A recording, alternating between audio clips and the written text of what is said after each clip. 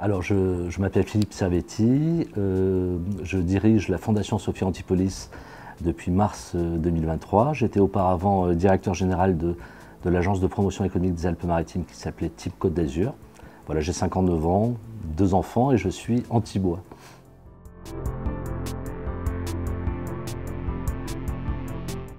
Alors, la Fondation est reconnue d'utilité publique.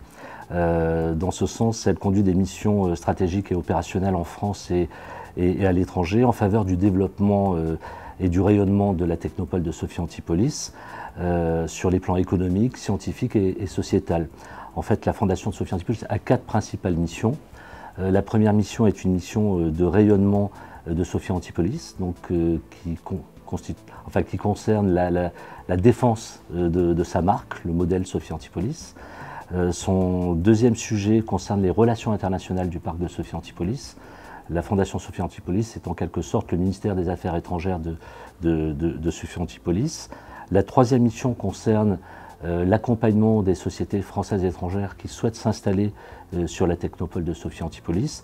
En ce sens, la Fondation de Sophia les accompagne dans leurs projets de développement, qu'il s'agisse d'extension ou d'implantation nouvelle. Le quatrième sujet de la Fondation est un sujet qui concerne le mécénat d'entreprise pour en fait soutenir des projets d'excellence économique, culturelle, qui relèvent de l'intérêt général au profit de tous les acteurs de Sophia Antipolis. La Fondation, depuis l'année 2023, a décidé de rajouter une nouvelle mission. Son conseil d'administration lui a confié une nouvelle mission qui concerne la prospection d'investisseurs qu'on dit exogènes.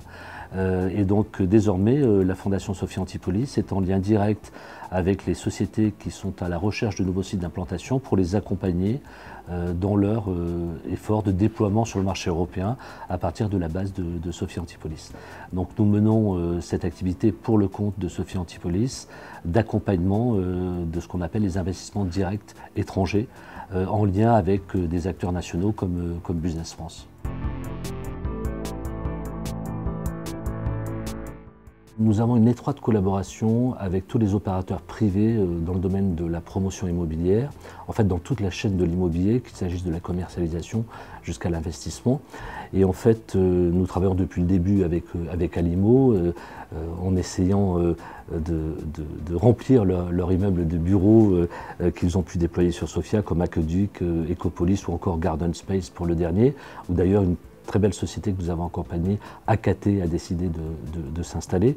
Et il est important que nous fassions ce lien entre la Fondation qui en fait a une connaissance approfondie de la demande vivante de la société et les offreurs de l'offre nouvelle, comme le groupe Valimo, qui vont mettre sur le marché des opérations immobilières qui se doivent d'être en adéquation avec le cahier des charges des sociétés que nous installons. Donc tout au long de l'année, nous collaborons avec eux de façon à façonner au mieux les différentes opérations qu'ils vont livrer sur le parc de Sophia Antipolis.